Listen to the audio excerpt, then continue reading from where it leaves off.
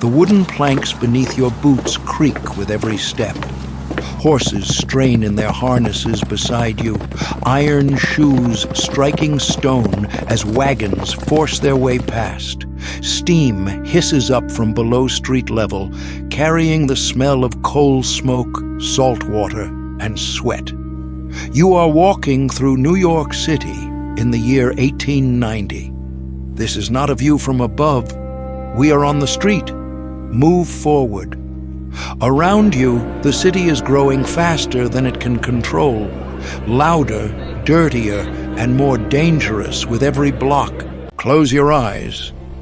Imagine a city where the future and the past collide on every corner, where steel railways thunder overhead while horses struggle through mud below, where a single street corner holds more languages than most countries, where children sleep under garbage dumps while millionaires dine beneath crystal chandeliers, sometimes on the same block. This is New York City, 1890. And if you think you know this story, you don't. Not yet. The 3rd Avenue line cuts through Manhattan like a blade. Steel trains roar overhead, shaking windows, drowning conversations. Below, horse carts jam every intersection. Wheels sink into mud and manure. Streetcars clang their bells, a sound that never stops, from sunrise to midnight. This is the soundtrack of 1890s New York. Metal on metal, hooves on cobblestone, 10,000 voices shouting in a dozen languages.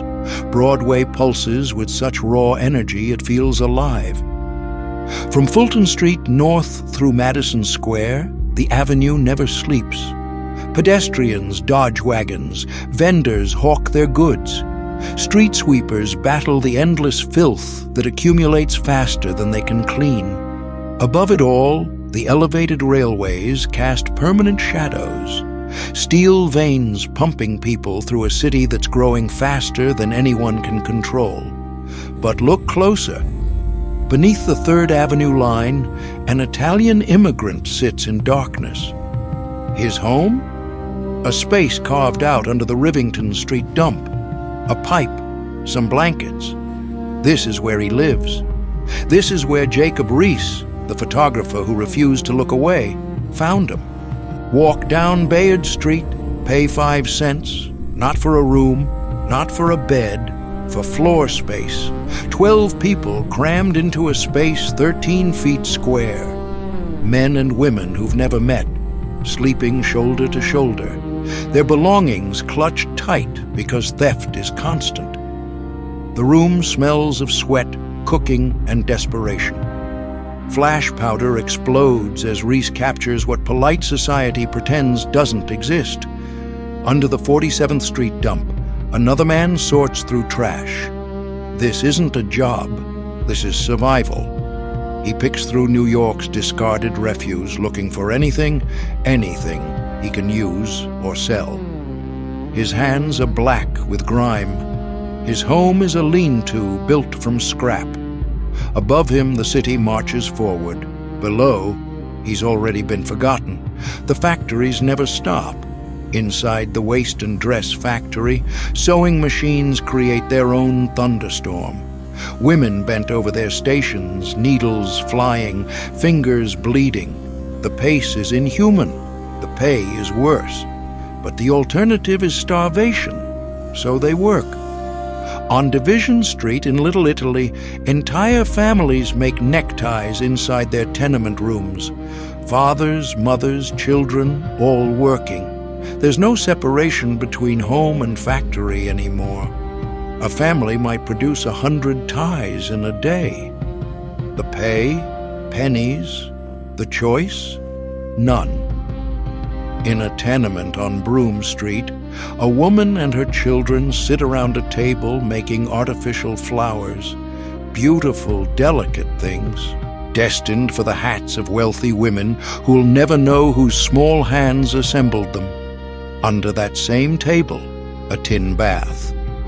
This is where the family washes. This is where they work. This is where they live. All in one room. Even in modern facilities like the Kodak factory, young women expose prints on rooftop penthouses, not because it's efficient, but because sunlight is free. Kodak girls do the rest, the company advertises.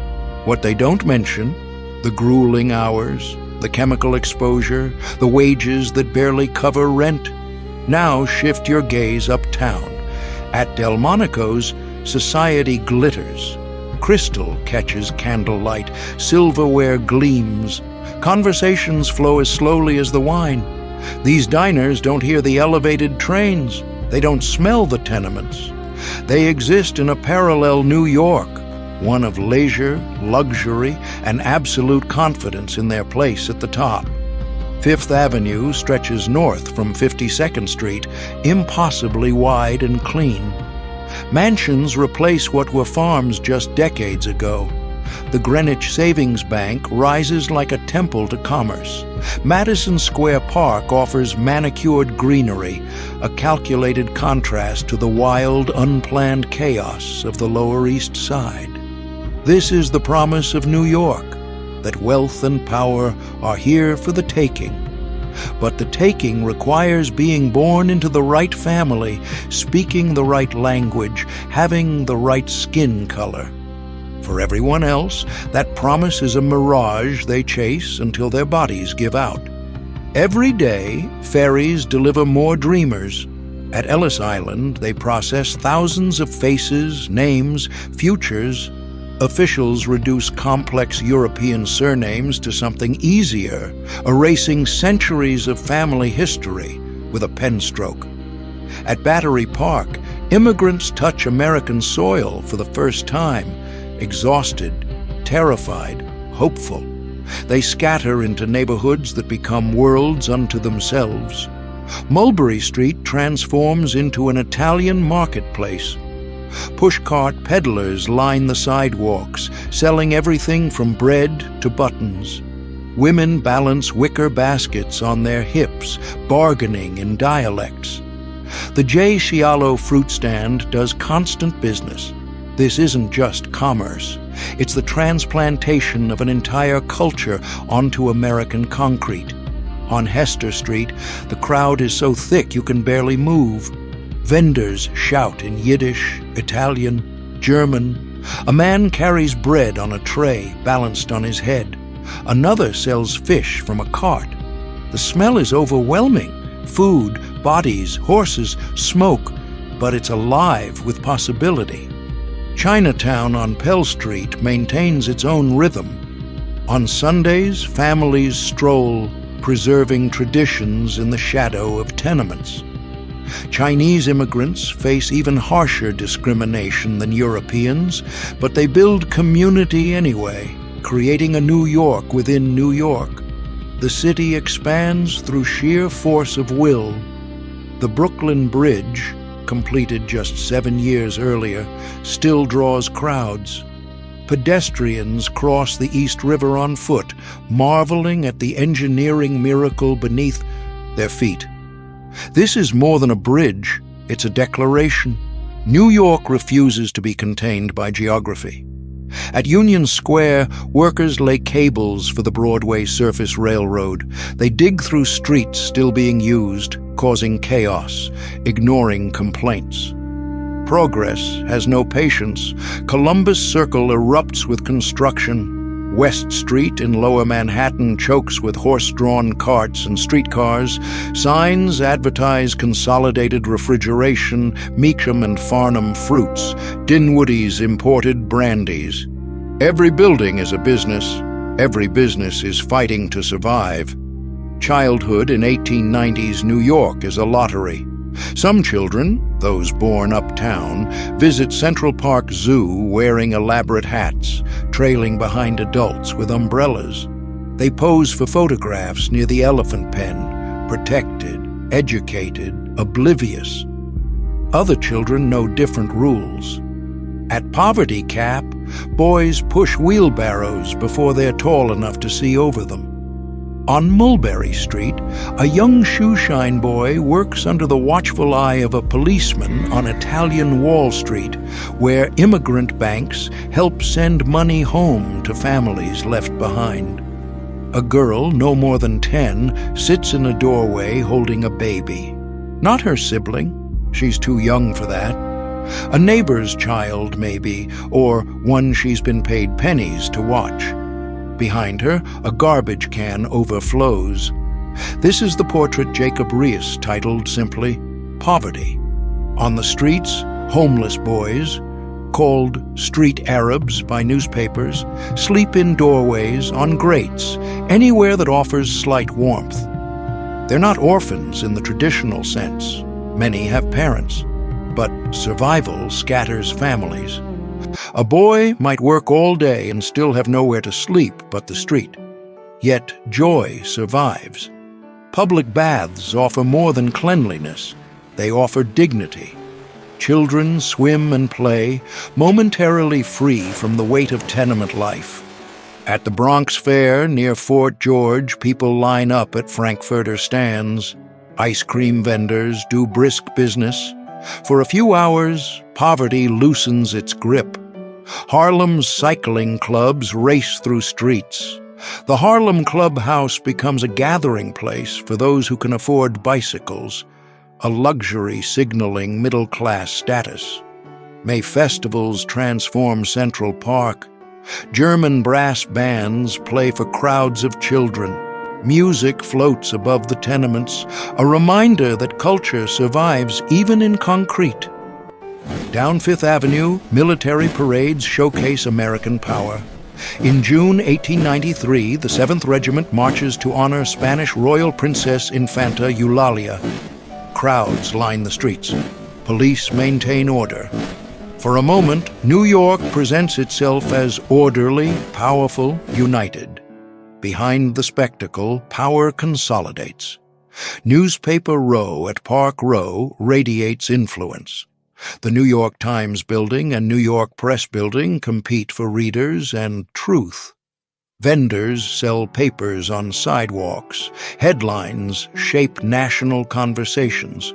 This is where public opinion is manufactured. At Tammany Hall, the democratic machine operates.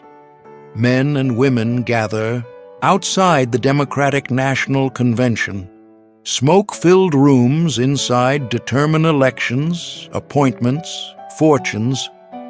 Boss Tweed may be gone, but the machine he built runs stronger than ever. The World Building, Joseph Pulitzer's headquarters, rises as New York's tallest structure, finally overtaking Trinity Church. This is symbolic. Commerce and media now tower over religion. The Lyceum Theater on 45th Street represents Broadway's cultural dominance, which will only grow in coming decades.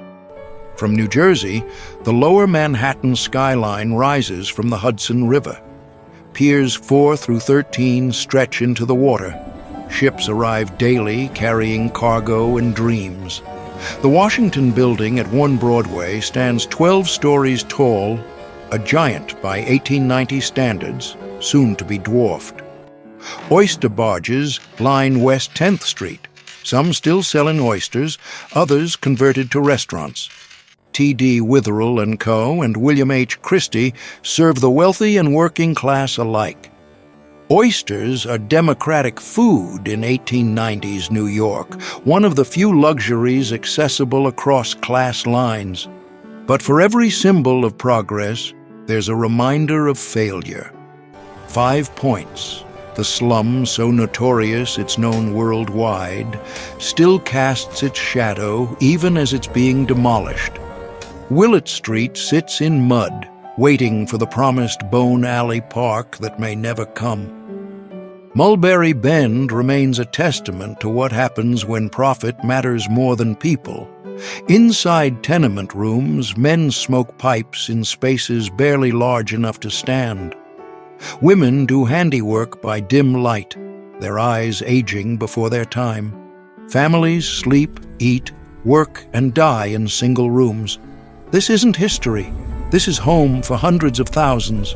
This is New York in 1890, Unequal, overcrowded, brutal, magnificent, impossible, unstoppable. Every skyscraper that would pierce the clouds began here, in the smoke and mud. Every subway line that would bury itself beneath the streets started with those elevated trains.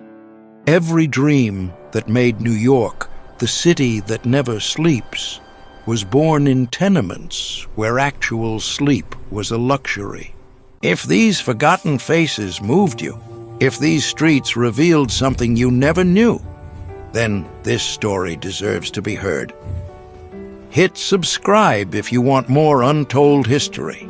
Then tell me, if you could step into one of these scenes, which would it be and why? The tenement, the parade, the oyster barge, the child under the dump, the crowded lodging house, the contrast between Fifth Avenue and 5 Points? Drop your answer below. I read every single comment. This is how we keep their stories alive. History isn't just about remembering the past. It's about seeing who we still are. See you in the next one.